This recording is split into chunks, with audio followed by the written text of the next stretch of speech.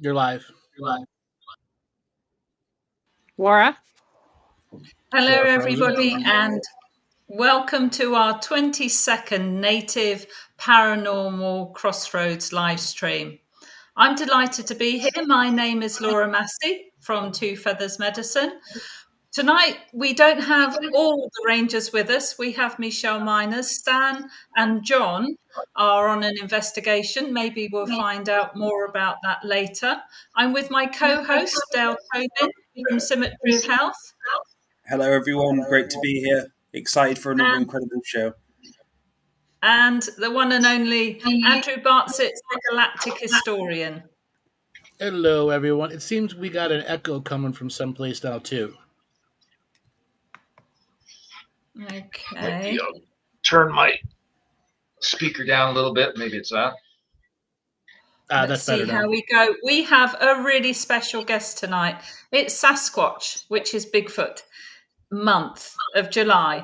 So this month we're doing all about Sasquatch, and who better to have on than Mike Paterson from Ontario. So Mike has been a truth seeker, a researcher, investigator of Bigfoot and the unknown and the paranormal since about 2008, I think, Mike, haven't you? So perhaps you'd like to tell us a bit more about yourself, about what you do, and about Bigfoot.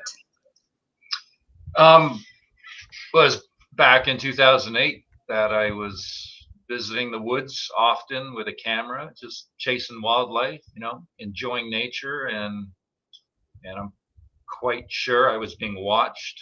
And at one point, I just had this epiphany to start looking for Sasquatch. And like I'm just a layman. I didn't finish school. I never could stand authority, and this system has always not sat right with me, right? So at this point, I can understand why, and I've just chased my passion at this point, which is searching for truth. And the Sasquatch came into my life in a big way, and it was quick.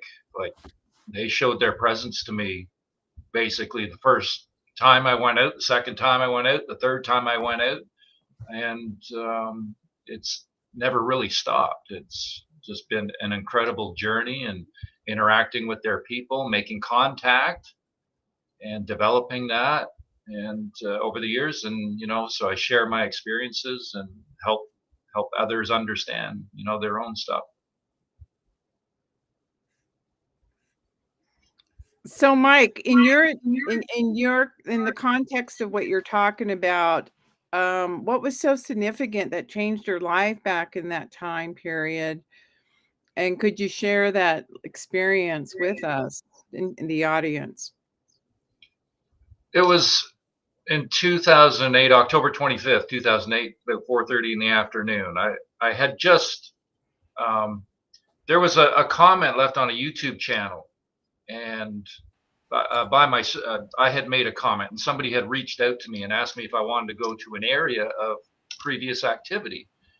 And I said, sure. And when they told me the location, I was extremely skeptical. I thought one had to go to the West Coast, as I think, most people do. I didn't have any understanding, hadn't really delved into the subject. I always had an interest in it. I always kept an open mind with it. And the location was basically, it was, I don't want to give location away, but surrounded by a major metropolis in the green areas, in the forested areas there. And I ended up meeting up with this guy about a month after speaking with him. He reaches back out to me, says, you want to do this? I said, okay, let's go this weekend. That was October 25th, 2008. And I met him about noon, and we walked in the woods. I had no idea what I was dealing with for several years, really. And about 4:30 in the afternoon, he'd been showing me the ropes and been walking trails, banging on trees, as pretty much I think everybody does when they start out. And at one point, he picks up a fist-sized rock, and he goes up to a pine tree, and big fat pine tree, and he bangs it several times, drops the rock, and suddenly I hear what sounds like a gorilla chest thump. And I'm pretty good with my sounds in the woods, and this really stuck out as a very, very odd sound. It was like hollow sounding, rapid 3 times, and we stopped and we're listening, and then just a few seconds later, these just massive guttural whoops that were very raspy. He sounded 10 feet tall, and he was close. And remember, it was overcast, just a slight drizzle that day, and I remember some lady come walking around the corner on the trail, and she had a scowl on her face. She was closer than we were, so she clearly heard it, and I knew instantly what it was. It's undeniable when you hear what I heard. It's like, that's a Sasquatch, and my jaw dropped, and we hung around for a little bit and then ended up leaving. But after that incident, those vocals played over and over like a broken record in my head from the moment I would wake till I went to bed at night. And that went on for months, and for the first couple of weeks, it affects you like you're in denial because this isn't supposed to exist. Mm-hmm. And even though I know it was real and in my face, but the way it plays on your psyche is just incredible. And so after that, I'm just like, I want more of this, right? And I went back the next week by myself, and I came across the exact same triple thump chest tone. They were right there again, this time by myself. And my intent at that time was to get the photograph of a lifetime, right? So that's changed over the years. Sure, I'd still love that, but at this point, it's all done with respect. And so it was the very first time they showed their high strangeness, and it was only the second time I'd really gone looking for them at that location anyways. And they sent me away without me realizing what was going on. I'm on the highway driving home and kind of shaking my head. How the hell did I get here? And I had my binoculars and camera. Would you say that there was some kind of unseen influence to get you to leave? Like, like not necessarily a bad feeling, but it's just, time's up, gotta go? I don't even remember thinking about anything. I left, and yeah, they sent me away. There was no malevolence about it or anything like that. There was no negative energy with it, nothing like that. It's like a compulsion. You just can't resist it. It's time for cake, and I'm going to go. I don't even recall leaving, right? So that was the first high strangeness that they gave me there. I had another incident in that same location one night. I was out with that same guy. His name's Mike too, and it was the middle of the night during the week. There was a lot of moonlight, so we didn't even need flashlights. There was snow on the ground, and there was a trackway crossing a main trail that we were walking. So I'm looking at this trackway, trying to figure out what it is. If it's a deer hopping through the snow or Sasquatch prints, I sitting there trying to figure it out, and then suddenly we hear clearly right beside us bipedal footsteps crunching through the snow, and there was nothing there. And I was freaking out, and I was running this old 8mm camera my dad had given me, and I'm pretty sure I taped over it because I was in denial, which I shouldn't have done that, but that was another high strangeness event, and I didn't know back then, but years later I put it together and realized that they're invisible and interdimensional. At any point, have you had any form of actual communication via telepathy or intuition? Yeah, there's been numerous, not a whole lot, but there's been numerous incidents of telepathy that, including images, feelings, intuition, voice. The voice, the first time they did that, they grunted in my head. I was asleep on the couch, and it just shot me to my feet instantly. And I was up, and on the phone to the property owner. That was back in 2013, when I had made contact with the family that I've been interacting with since 2012. So there's been numerous telepathic incidents, and the most recent one was just a few weeks back, actually, at a brand new location. I was with, I see he's made a comment there, Nick. I brought him up there with me, and it was to this gentleman, Tyler, his cabin, which he's basically utilizing as a CE5 retreat, hoping to make that grow in that. So our first visit there, Nick was actually woken up telepathically and told to look out the window where he had a sighting. And I was woken up in the morning telepathically with a vocalization that just popped my eyes open, I'm like this, and then realized what was going on. And so, yeah, they have a very strong ability, of doing that. So, but you've not had full on conversations like some of our other guests. They talk to them on like, full conversations and, philosophies of life. Not conversations, but I have documented direct verbal communication. They haven't had conversations with me. But the audio that I've recorded is just, it's incredible stuff. High quality verbal communication with his name's Neff, and other family members. But Neff Nefatia has been the most predominant, most prevalent throughout the interactions over the years. Having you said that, I've got a couple of sound bites we could play for the audience, if you don't mind. No. Sure. Real quick. Everyone, inside the chat is a link to a Bigfoot sightings map. And what you discovered, there's two versions of the map, the old version, the new. And it's basically somebody's put together, collected all the different Bigfoot sightings around the world. And you'll notice the big clusters around various areas. Thank you, Andrew. That's awesome. Okay, here we go with the first soundbite. Oh, you guys are amazing. Yo! Neff! My friend. Yo! You know what? Oh, my friend, it's been a long time. Love you, buddy. Nieta who?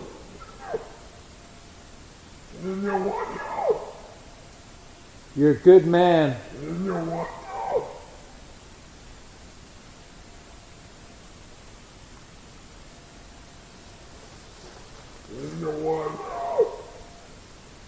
Can you say that again? Wow. Holy shit. Holy shit. Yeah. You're talking. Holy shit, man. Holy shit. I'm fucking... You're talking to him. Don't worry. You answered my question before. You are talking. Yeah. Do you have to have the clip with the female talking? No, it's interesting. The females of that species seem to be a lot more subdued, although I have documented that, some vocals, some sounds from the younger ones where it's funny, just at the cottage location, property owner, the door has a certain sound when it opens and closes. There's a bit of a squeak there, and she has basically mimicked that, but not close to the door squeak sound. And she does it before we come out the door, so she sounds off, before the door even opens, and then you hear the door open, so it's easy to tell it's her, right? And is there a specific area? What's that? Is there a specific area where you communicate to them, like an area of the woods, or is it just like in general, like a section when you go in there?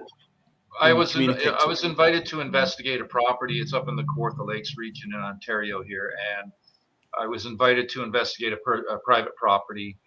At first I'm putting my tent up in the woods and on their property for, quite some time. And when the weather's right. And, but almost all the activity at this point is basically right outside the cottage in the open, or it's indoors, and much of it is indoors. Like, I've documented vocalizations indoors.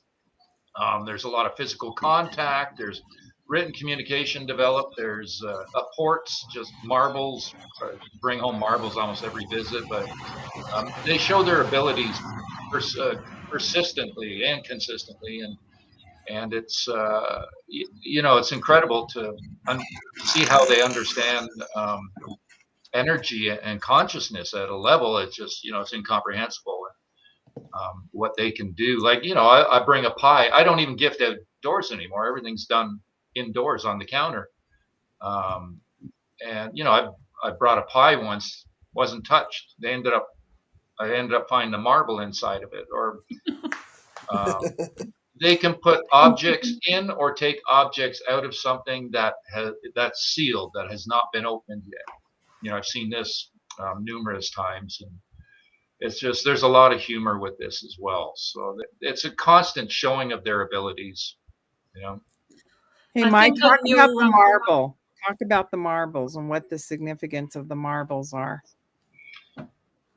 I'm not sure the significance of them really beyond showing their presence, like we're here. So, one incident which was pretty crazy was I used my car as a means of interactions, so always checking my car for handprints and that, and they've given a lot of that. They've drawn them as well.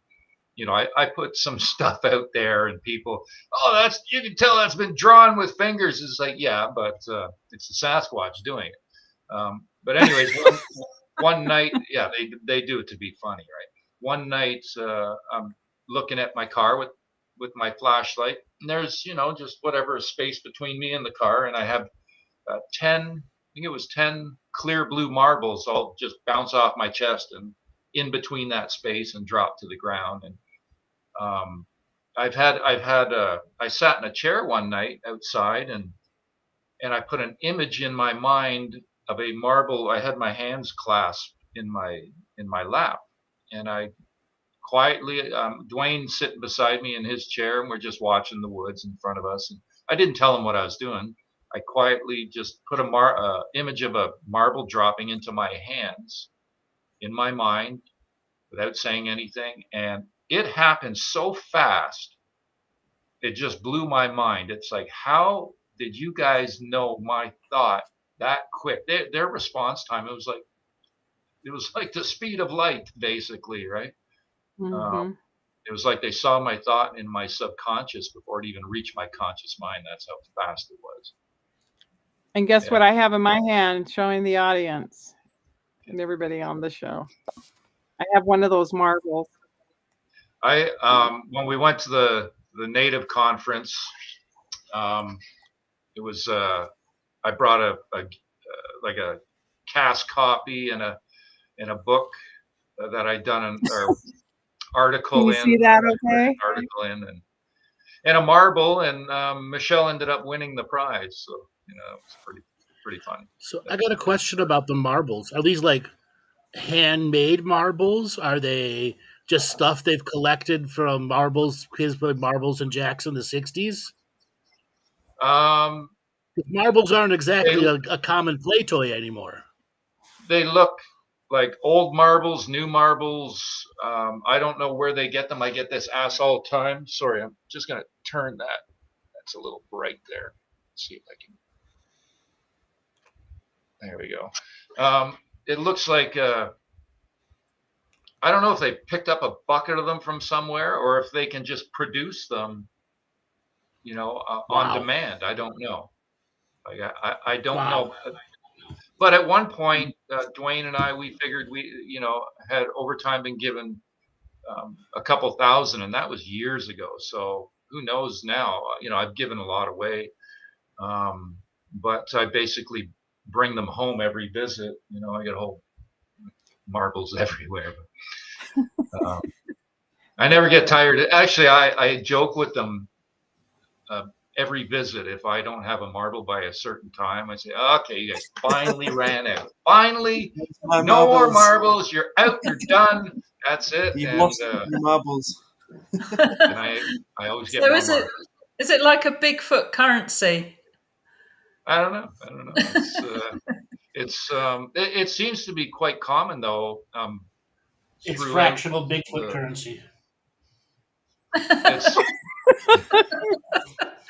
It's like there's a lot of other people that also, involve marbles in their research at this point too, right? So it's pretty interesting to see that. First they get called a hoaxer, then everybody's gifting marbles. Well, Stan had a situation where coins would just drop out of the air with ghosts. Yeah. Yeah. Investigations they've done. Yeah, I remember him talking about that. There's also the skull experiments, the afterlife. That's an older 5-year scientific study by science where they were making contact with the other side, sort of thing, and they had all these apports appearing as well.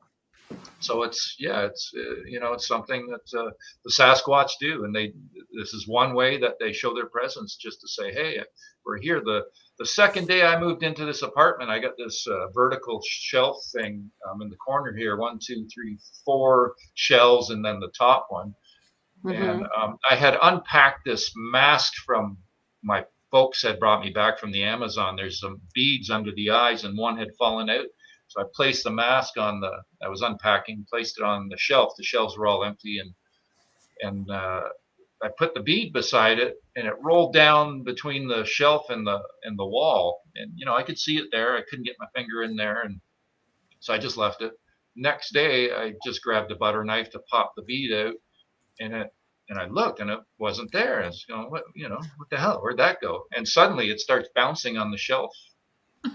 That was at my eye level, right in front of my face. So it's like, okay, thanks, guys. They're tricksters. Yeah. And the young males, yeah, they can be annoying in a funny way, often. And the one male Ninyanin, that is Neff's younger brother, I believe, he's hit us with a lot of smells and stuff. And so I've learned about their smells, that they basically recreate, turn them off and on like a light switch, and can direct them to an individual in a group. Like, these are facts that I have learned from experiencing over and over. So he plays the fart game with you? Well, yeah.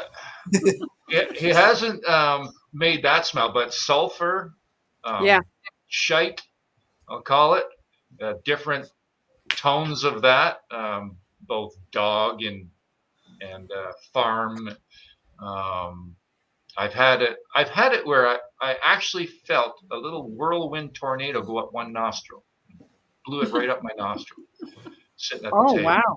Wow. Yeah, and it's he's even recreated the smell of black hash, which is mind blowing.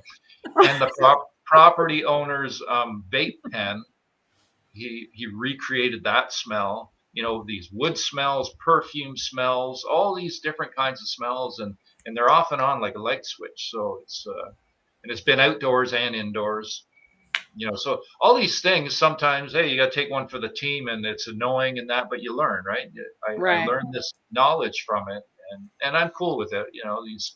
Sometimes these horrid smells, and these young teenage Sasquatch, they like to play funny games, I remember one time I got a cream covered potato shoved in my shoe, or a egg put in my shoe, or a pile of leaves and sticks shoved in my clothing bag, or my clothes were all wet, so it was obviously from snow.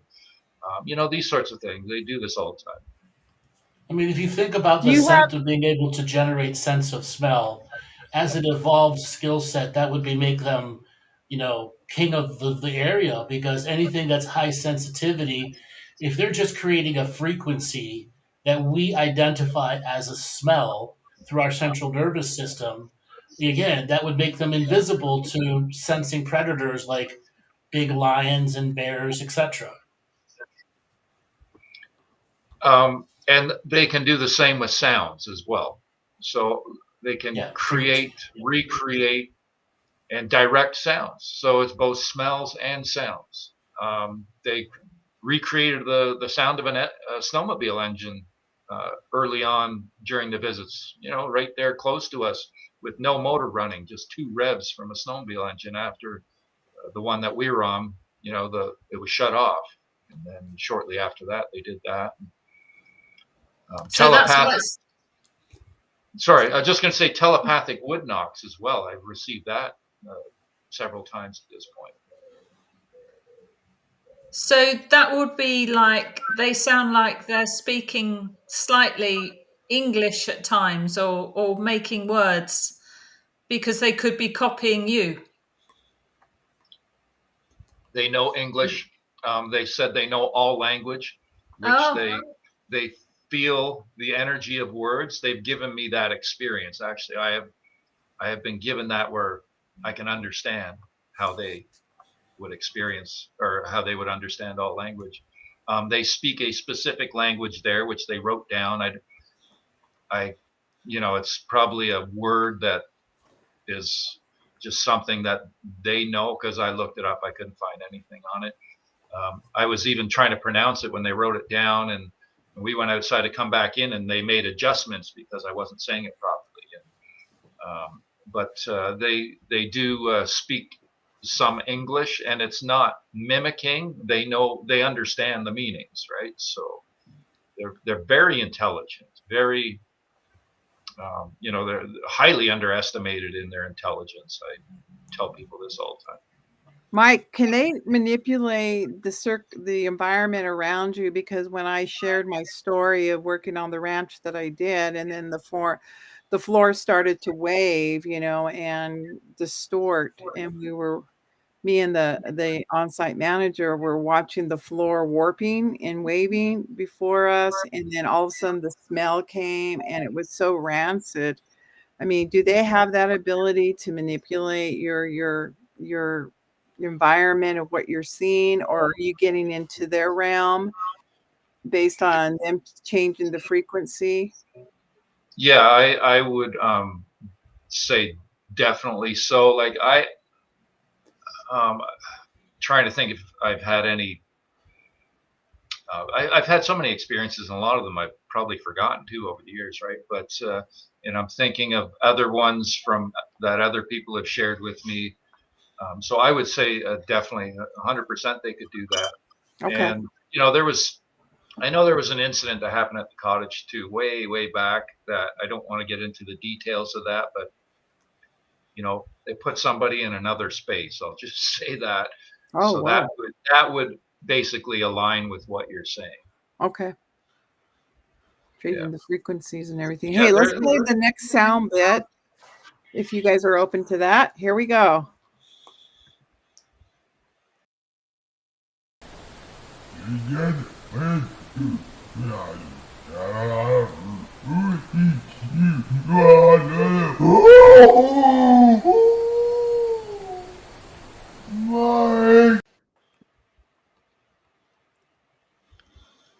I love that sound because your name.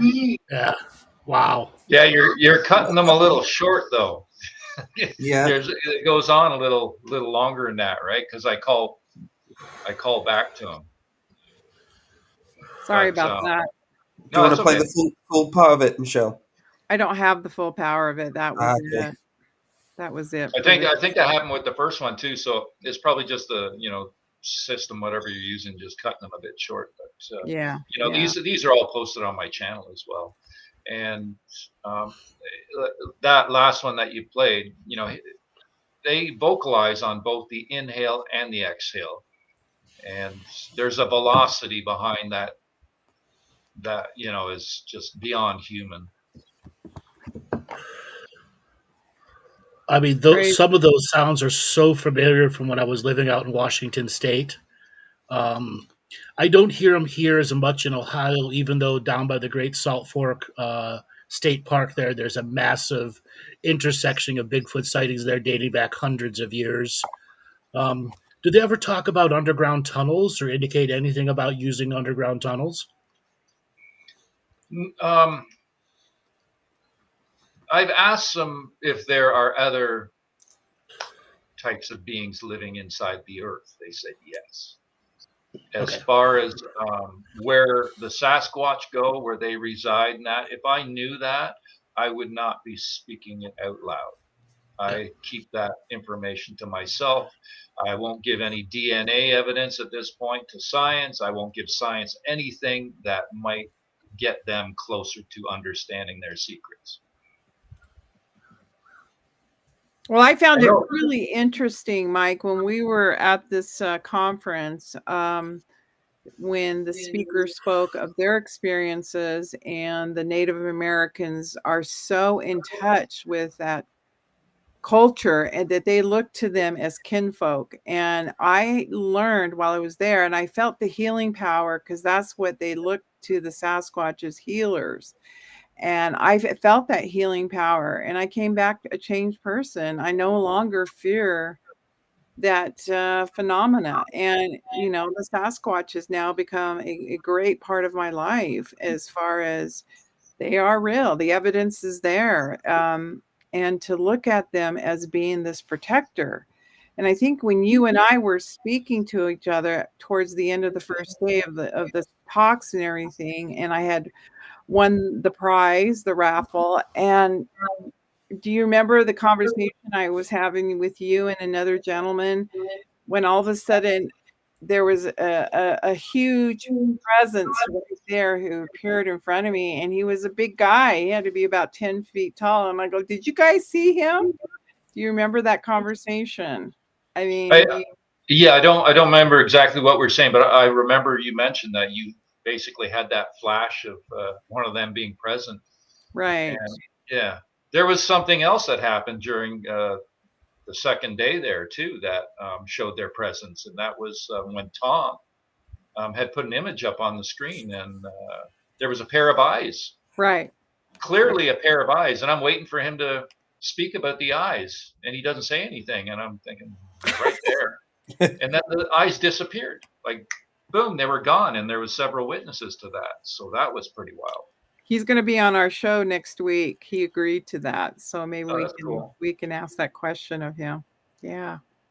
Yeah, he had no idea what was going on. And I basically, when it happened, I spoke up, right? Mm-hmm. I kind of just, said, hey, Tom, what just happened there? He had no idea, right? Right. I remember that. Yeah. And again, what you saw, what you witnessed too. Yeah, it doesn't surprise me at all that they would be present there. And absolutely. Again, I just want to mention too, I'm glad that weekend basically changed your view and helped you through any fear. They are reaching out, connecting with humans, making contact. And, this is growing. We are in the midst of a reveal. It's not a discovery by any means, not at all. This is a reveal by their people as they choose. They actually gave me an experience back in 2013. Was it 20? No, it might not have been 2013. So I can't remember exactly when, but I had just woken up and I was laying in bed, fully awake, and all of a sudden I got this telepathic image. And there's a clarity that comes with this stuff, right? It's undeniable. So there's a telepathic image of dozens of them walking across this open meadow, all in the same direction, followed by the words, soon your people will know. And it was those words that kind of gave me that experience of understanding how they can understand, all language. They were not verbally spoken. They were felt. But there was a clarity, it was undeniable that came with that. And I knew from that experience that we are in the midst of a reveal as they choose. And, and I've watched this growing ever since. And this is what's going on, slowly as they they're like a baby step process in how they reveal their existence, their presence, to us individually and as a collective. This is what's basically going on from my, experience and how I see things. So, have they told you how they give birth as well? Like, sexually, how do they co-create? No, I've never asked about that.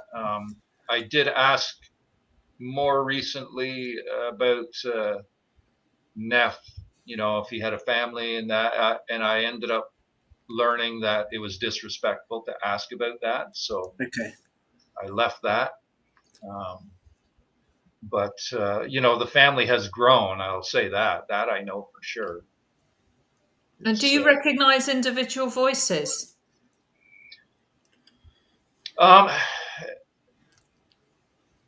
We've been given, I think, 10 names, and only some of the vocals I can, distinguish between voices. I don't know whose they are. I know who's Neff, or who Neff's voice is, and Ninyannen's voice. I think I'm pretty good with that. And I believe it was her name's.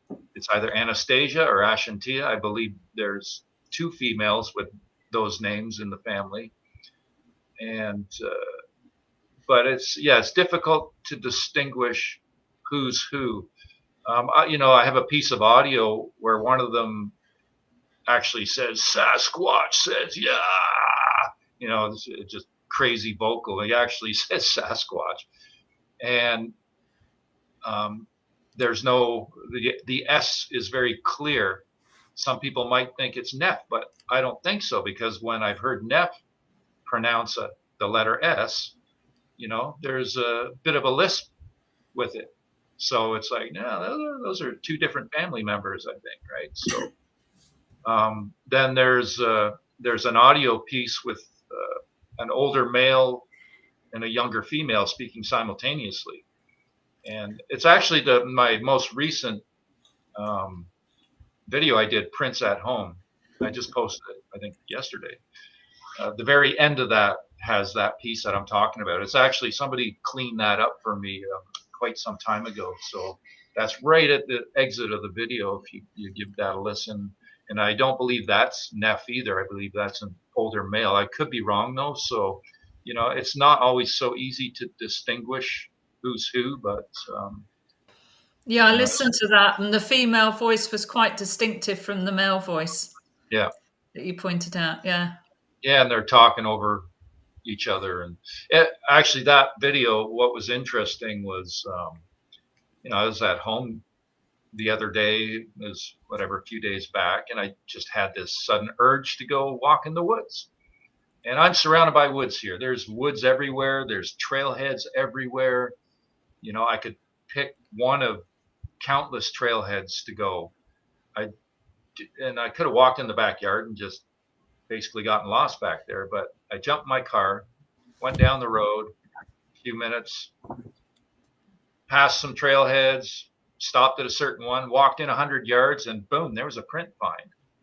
And it's I'm quite confident those are Sasquatch prints, especially at 16:20 on the video, and I got my foot beside one of the bigger ones. Like, my shoe is a lot, not a lot, but it's definitely, you can see the significance in the width compared to the print. And I had asked to hear their voice too when I was walking the trail, and they always have impeccable timing. They love the element of surprise. So I was not thinking about it or paying attention to it while I'm sitting here trying to find prints coming or going, and suddenly I got a human tone, really abrupt vocal, come from close in the woods there. So, and again, I felt like it was a young male, right? So it seems that the males are the most interactive with their voices, and not just Neff's family, here as well. I finally heard my name called not too long ago, middle of the day. It was like a muffled mic, and again, it's like a young male voice, and he's been showing his presence to other people in the house here. Like I rent an apartment, there's a adjacent, place where some of the folks here, getting their windows banged on, hearing footsteps walking up the driveway in the middle of the night when there's nothing there, and that's happened several times. So there's activity here as well, and they're getting to see that too. So I'm always happy when others get to witness this stuff, because it just validates things that I've been speaking about for years. Mike, I'm going to show the photo of you and that footprint. Yeah, that's the big guy, a 20-inch print there. But I think it's about 8 inches on the width, and that was March 20th, 2015. He'd not shown his print yet, and that was when some things were going on with some trespassing and stalking at the property, and the rug had kind of got pulled for a while on the visits, because the property owner, he was getting upset, understandably, and he didn't know me very well, so he basically cut me off at that point for a while, and that's when the big guy showed his print for the first time. And I had a layer of snow on my car too, and he put a partial print on the back window of my car, which showed his lightheartedness, right? And Neff put his print on my tail light, in the snow. And that video, above and beyond, if you look that up, at that time, I can't remember the timestamp, but I'm basically filming the Neff's print on my tail light. You hear a voice come out of thin air. It says, "Cast it," cast it. Like I would always cast prints in the snow. I had just been funny, right? I can't cast a print on my tail light. But that voice come out right beside me, and the prints that were happening in real time. They were all just appearing as we were there. They don't let us see them happen, not yet, anyways. But like I turn my head for literally 2 seconds, look back, and suddenly there's prints, right? I'm going to show another one. If you look to the left side of that picture, you can see my partial boot print, and I barely make a dent, and it's frozen ice and frozen gravel underneath that. The snow's not very deep. That's basically on the path going to the property owner's cottage. So you have some really interesting prints. I'm going to go ahead and show another one, okay? And then you can talk about this one as well. Yeah, that was before I realized that I could cast in snow. So none of those got cast. But if you actually think about, if you look at that line of 4 tracks, that's from Neff. He's basically, his legs are kind of crossing over as he's walking. So he's not only walking tightrope, he's kind of, it's common with their walks that it's like they're walking on a tightrope. But those first 2 prints, he's even kind of crossed over a little bit, which is interesting. And that's right outside Dwayne's cottage, where he basically parked his snowmobile, and these prints are appearing, right? I've seen hundreds of them over the years. They're all given purposely, all of them. And that's the humor from the big guy that I just mentioned, where he left that the same time. Handprint. Okay. And the black thing on the roof, that's a windsock over some microphones that I'm recording. I basically running it through my sunroof, leave the recorder on the front seat, and run the mics through the roof there. Okay, let's talk about this one here, and this is really interesting. Yeah, that's what one of them hiding behind that rock, hand on the tree and peeking out from the other side of it. It's not a clear shot, but I think at the same time, that might be a still shot from a piece of video, because at the same time, I have also where there's dark movement in that tree line, and it gets more intense. I didn't notice it in real time, but I can see the face and the outline, but it's hard to see, I'm sure. Yeah, it's on the side more towards the left. So interesting. Yeah. And Neff, gave allowed himself to be photographed back in 2019 by the property owner who didn't see him when it happened. And, he's basically leaning on the fence. A lot of people understandably have a difficult time with the photographs. They're crystal clear face shots. And, a lot of people say, oh, it looks like a cheap plastic mask. They have a lot of oil on their skin. The whites in the ears is a reflection of the oil and the light from the flash. So Dwayne had stepped outside. It was almost midnight, and he heard a giggle. Neff's, childlike giggle. So we've been doing this a while. So he pointed his phone. The shots can be found on my YouTube channel. So he pointed his phone, took a photograph. Usually here's the shutter sound go off. When he takes a picture with his phone, he didn't hear that, so he took a second shot.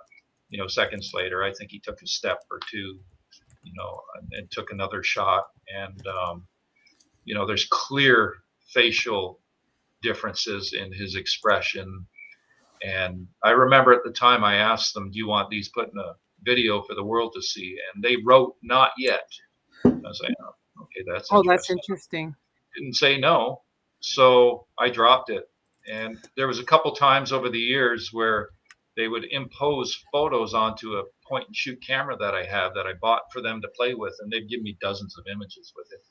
And a couple of times they put like close-ups of those same images onto my camera. And I remember the first time they were blurry in that, and I said, "Oh, because I knew what they were." I said, "Oh, you guys, am I allowed to put these out?" And they said no. Said, "Oh, okay, leave it alone." And then I'm gonna put this photo up here now. almost 3.5 years later, that's one of my favorite orb shot, really. So almost 3.5. I'll tell the story about that in a minute. Almost 3.5 years later, they did it again with the selfie thing, close up, and it was clearer this time, and I was like, am I allowed to put that out to show that publicly? And they said yes, which really surprised me. So I did that Sasquatch selfie, and then it was shortly after that I was given the message, "Mike, you show," and it was about those headshots. And I kind of had it in my mind that I knew I was going to just take a beating over these. And I almost was like reluctant, but at the same time, I know they're real. So it's like, to hell with it. But they asked me to do it anyways, or told me to do it. So I did, almost 3.5 years later, we sat on those. And I did not send them to anyone as I was asked. I showed people them in person, and a couple people I trusted over, on camera, that I, fully trusted. Right. And, so yeah, nobody had those photographs anywhere. And I finally put them out. And like I said, I took a beating over that, just like the audio when I first started putting that out, speaking English, calling my name. Having a very similar presentation, like I'll bring material out that nobody else talks about, I'll take a beating for it. I don't see it as taking a beating anymore. Those that can see will see, and those that are on the fence will learn to see. And we're part of the journey here is helping people learn what side of the fence do they want to be on. Are they in denial, or are they in the potential it could be? And that's what we are as presenters. Everyone's going to make their individual choice. So when they said to you, put it out there, they're not asking you to tip the scale of the teeter-totter. They're asking people to figure out what side of the teeter-totter they want to be on. Because there's a frequency behind that picture, an unseen frequency that they have said, all right, I'm suspending my energy in that frequency. And those with the eyes to see will see, and those with the eyes who don't won't. Yeah, and most won't, but that's, which is growing. Fine. Right, which is fine. Okay. Yeah, and maybe I should, the term I used to take a beating. It's just, I just knew it comes with ridicule, right? But I understand to take a beating. I took my beatings until one day I said, "Oh, they're not beatings anymore," and it was a personal growth in me. Okay. Yeah. I hardened my skin to the point you can't beat me, you can't harm me. I'm there too. I'm there. Yeah. I've ranted in my videos a bit over the years about the stalking and the slander and that, and I've stated many times it's basically for the record, because if I ever end up in a court of law, there's one person in particular that should be locked up in a jail cell for his obsession and stalking of me, and he's a BFRO member out of Toronto, and at this point, I let it all go, right? I'm fine. I've had my share understand. of stalkers too, where I've actually had to have people arrested who tried to kidnap me, and so I understand what you're saying. And people out there, that does happen in this community. It really does. Yep. And you have to be very careful with the level of crazy you're dealing with. Yeah. I have no fear of any humans, no fear of any threats. At this point, and I think they chose well, with giving me as much supporting evidence as they have, and I've been able to withstand all that comes with that. And I don't think there's very many people that could, because I see how people react to stuff in the Bigfoot community, and it doesn't take much to make somebody basically walk away, shut everything down, or shut up and go private, right? A couple little comments, and they get their Right. A long time ago, I learned to not look at the comments. You look at the comments, they're going to beat you up. You don't need to see them. A while ago, you learned the internal fortitude to maintain your growth. Okay? And that's what they saw in you, is you had a fortitude that could grow through the perception of attacks and beatdowns until it was just a part of the growth process. Yeah.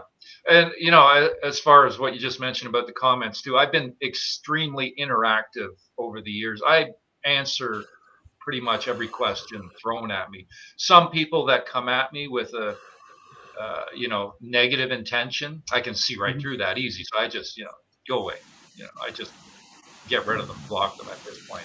But it's not even worth the conversation. But, I do my best to help people understand and answer those questions, right? So I'm good with it at this point. I'm in a good place mentally. Let's get back to the orb story. So I would sit on that road. It's basically, where I like to pitch my tent, and I would sit on that road and by myself sometimes, and I would take this point and shoot camera and just point it and take photo after photo after photo, and as you can see all around that, it's just clear. And I would get shot after shot after shot like that. And then suddenly sometimes an orb would appear like that, or all kinds of them would appear, and then they're gone. And there's been no difference with any wind. It's not moisture. There's been no change in the environment that I'm aware of. I'm just sitting there. It's dead still. And I'm always speaking out loud and asking them to show, right? And sometimes this stuff shows up. I've been in the petrified forest in northern California, and a friend of mine took a photo, and there was an orb over my head. It had a face in it, and it was smiling. So that I have that in my archive photos. Yeah, that's awesome. That's really interesting how that shows up. I've got a dragon orb as well. When I went to Thornborough Henge, someone took a photo of me. So I've got a dragon orb. There's a picture of me, and I zoom into it. It's like a green orb, and you can see the dragon's face in it. Like when you zoom in, there isn't anything. That's cool. I like that. I'll send it over to you. Okay. I'll send you mine too. I got to get it looked at. Okay, I'm going to show this photo. Is that a child's footprint of a... Yes. With a hand scoop beside it. The lake had receded and exposed a swampy area. There was probably a couple hundred footprints in there from multiple young family members that had gone in there, probably, to feed, right? And there was a lot of these little crustaceans, little freshwater snails that I believe that's why they were in there. So yeah, I cast some of them. It's the only time I've really cast in dirt or whatever substrate that is. It's basically the lake bed, and the rest of the time it's been in snow. That looks really cool. So let's talk about this structure. That I remember. I believe that one a friend of mine, Leanne, found, and it's basically next to a trail that many people walk. And I find there are a lot of this stuff with these structures built next to trails, which I believe is a soft exposure to get our curiosity, to pique our curiosity. And a lot of people just walk right past them, but some people, will, what's that? And it's like I've documented many structures over the years, and my friend Leanne there, she's documented hundreds of them too, and sees differences that happen literally overnight. And so these are very common, I find, and I don't know, there's some that are in deep woods and that I don't know the meaning of them, right? I believe the ones though that are parked next to trails where humans frequent is basically them exposing themselves in a very subtle way. Well, it's interesting during the conference and talking with Judy during her, presentations and phone calls that we've had. She spoke about those structures and that they use them for their ceremonies, similar to the Native Americans having ceremonies. So she spoke about they also have their own, according to her communication with them and such. So that I thought that was really interesting. I would think that they even meditate, Right. That's interesting. That would be another show in itself, right? Yeah. They are very they are energetic beings. I saw a question earlier. I just put this out there too. Somebody had mentioned about Nephilim. I've asked Neff's family. From my experience, they hold honesty in high regard, and I trust them more than humans at this point, right? So I'd ask them, are they Nephilim, or do they have any DNA connection to Nephilim? And they said no, nothing to do with Nephilim. Those were the giants, right? Let's clarify. Those were the giants. Another species. Yeah, giants of the I believe Bible, there's a lot specific. So the rest of the world had giants that weren't biblical related. Oh, and I'll say too, I asked them more recently if Nephilim still exist on Earth, and they said yes. So that was interesting too. I've heard stories of remote islands out in the the Pacific Islands that once are not inhabited. That sometimes I've heard that they're living out there in those remote islands. Oh yeah. Mm-hmm.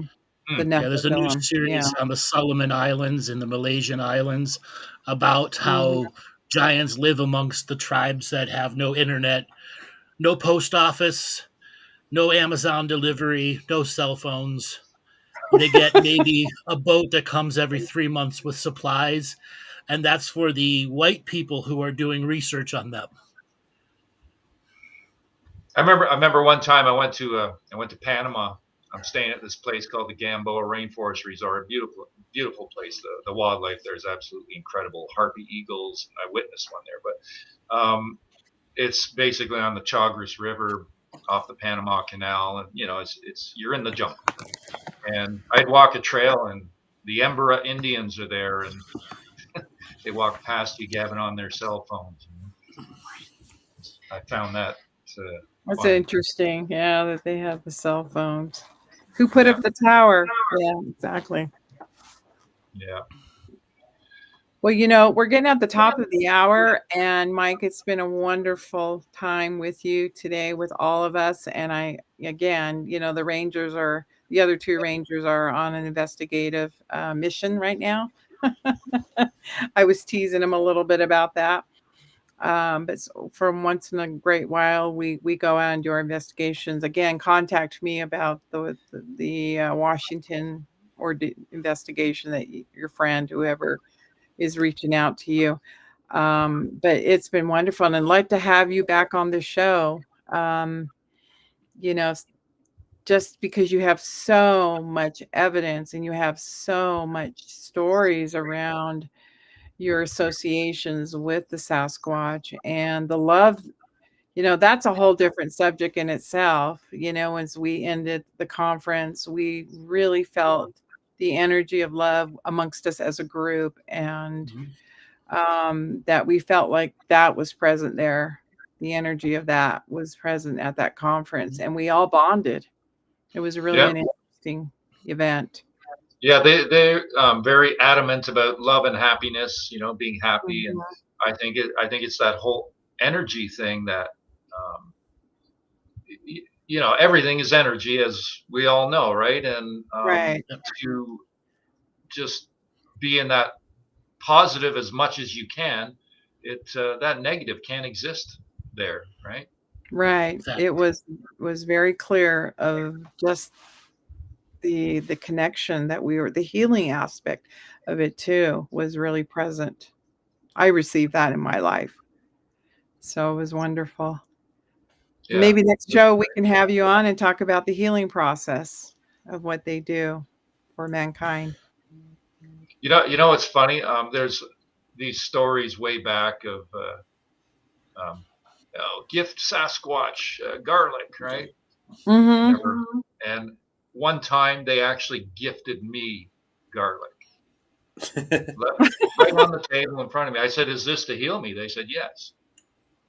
I found that pretty funny that, they gave me a clove of garlic. And what's funnier is I basically have become a magic mushroom drug dealer for a family of Sasquatch. The young male, I learned, likes magic mushrooms, and I've given him probably a dozen gifts of that, and he's even taken it right out of my bag before I could leave it for him. He's microdosing on shrooms. I have him the first time. Well, the first time it happened, Bigfoot raves. The first time it happened, back at some point, I was having allergy attacks, and I found out that microdosing that stuff would cure an allergy attack for me. So I would carry a piece on me, right? So I remember I had a 2.5 gram piece in a pill container in my bag, and it disappeared when we were on location. That was the very first time. And that night, or that morning, actually, he woke me up with his yelling as he's probably running through the woods, peeking on shrooms, right? So, I got that recording. Yeah, it's funny. I put it out there. Cool to hear. That's so amusing. That is fun. We'll have to inquire what a Bigfoot tripping Bigfoot is like. What's it like for them? Yeah. What's funny too is, Dwayne and I will sit there all night. We'll have a few beers throughout the night while we're talking at the table, and things happen throughout the night. It's their activity is very abrupt. It's like something will happen, then it's over. Something will happen, then it's, might get hours between incidents, or maybe not. It's all over the place, right? And there's been a couple times where I've given him shrooms, and you turn your head for a sec, or we step outside and leave the drinks on the table. I come back, it's like, he's put mushroom in my beer, right?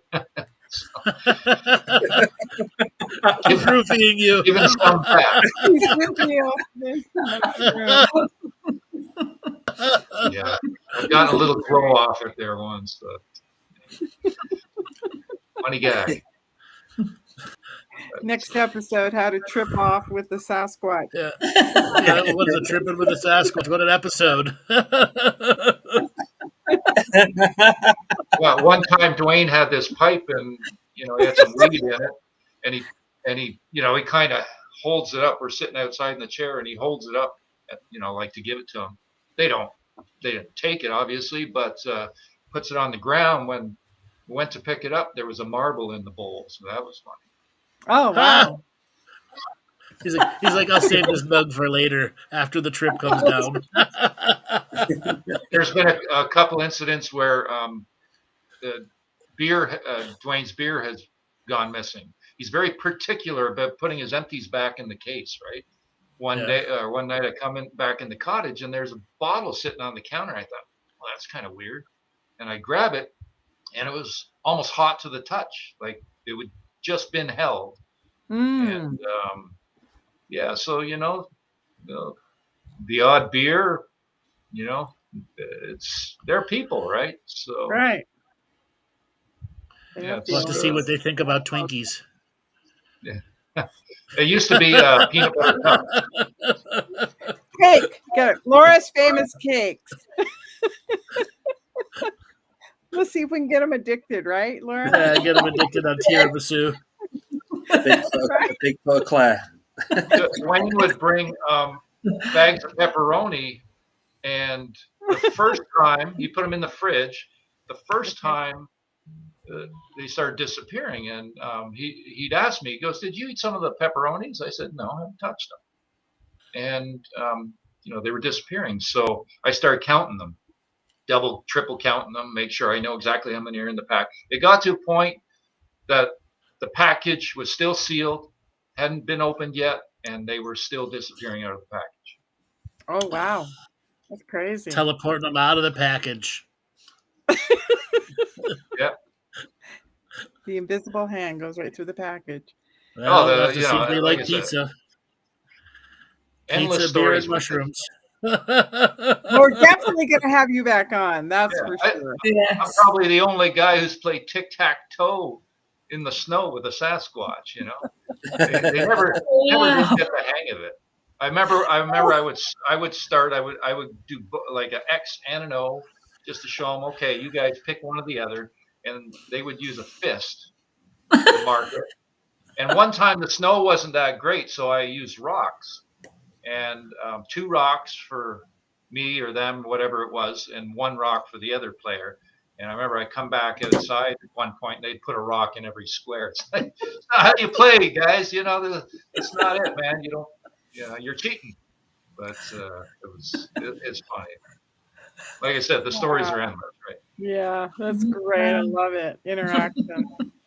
Well, thank you for everybody. Thank the audience for the wonderful comments today. We acknowledge you for being a part of us, and we will bring Mike back because he has so much more to share, the lighter side of a Sasquatch. And, we could do a what do you call that, comedy show with the Sasquatch. We could do something like that. Bigfoot stand up. There I was, watching a human. I did drop a marble on his head. Yeah. I've taken a few of those. I've taken marbles off my skull. There's oh my gosh, we could.